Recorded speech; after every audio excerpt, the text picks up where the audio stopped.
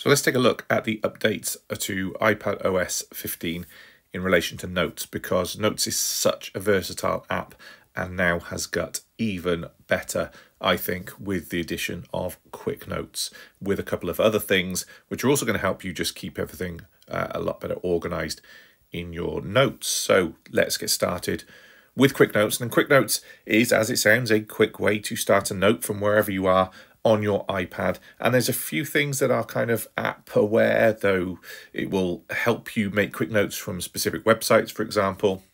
But the fundamentals are, we're going to start in the bottom right corner and we're just going to swipe up either with our finger or with an Apple Pencil. And you'll notice it's going to bring up this note on your screen. You can move this around to wherever you need it. So you might be, just in the middle of doing something on your iPad, you just want to quickly make a note. Doesn't really impact on your screen at all. Quickly make that note and then drop that away. Now, a couple of things just to look at in terms of the interface of a quick note. We obviously have our screen here where we can write, draw pictures, etc. We have all of those tools. You'll notice those same markup tools and Scribble is there, so you can do everything just as you would if you were using this in Notes as the full application. What you also do, though, is have access to be able to add text onto that as well. So again, swipe up and start a new note here. You'll notice the cursor is on the screen, but you'll also notice down the bottom, because I've got a keyboard attached to my iPad, I also then have that quick text input as well. So predictive text is there, I can change the font size, I can add pictures in, I can use dictation. So everything that's familiar to you using Notes is there just as a quick note. It's really, really handy, really, really useful. Now let's have a look at some of those kind of app aware elements. If I go into Safari, for example,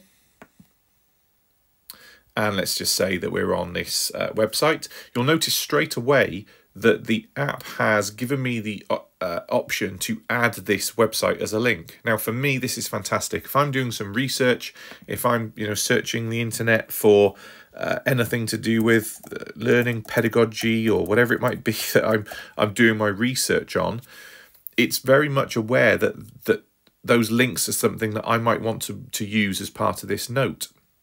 So if I'm just going to tap this one away for a second. Here's my new note, and you'll see across the top, I've got that link straight in, and I can just tap on add link, and that link is now added to that note. So really, really useful. I'm in the middle of doing all that research, quickly just add that on there. Don't need to cut, paste or anything. It's kind of context aware to where I am in that, that application.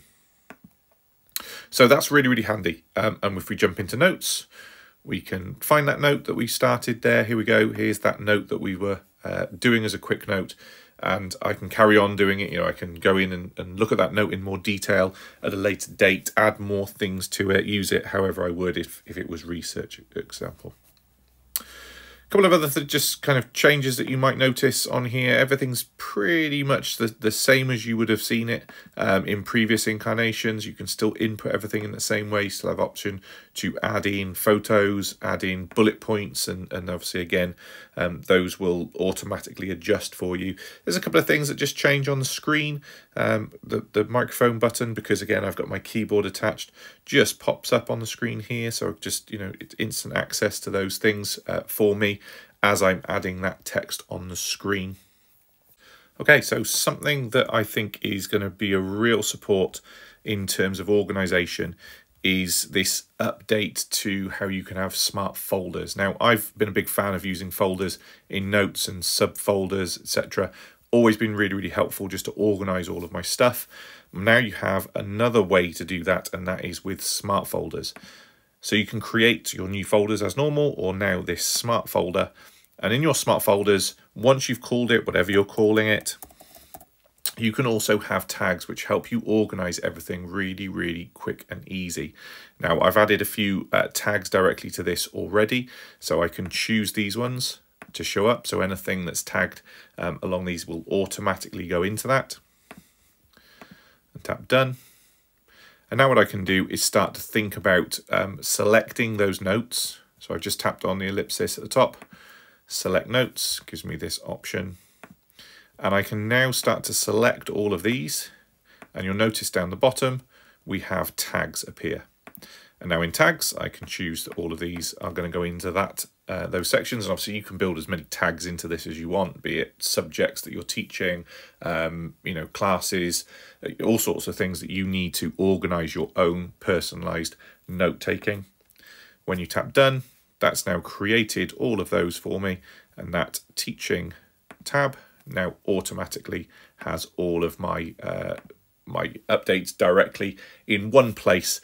So now whenever I go into anything, if I update and add a tag to it, it will automatically go into those folders. So again, really, really quick and easy way of just making sure everything is organized in your notes. Just something I think is going to be really, really beneficial to educators.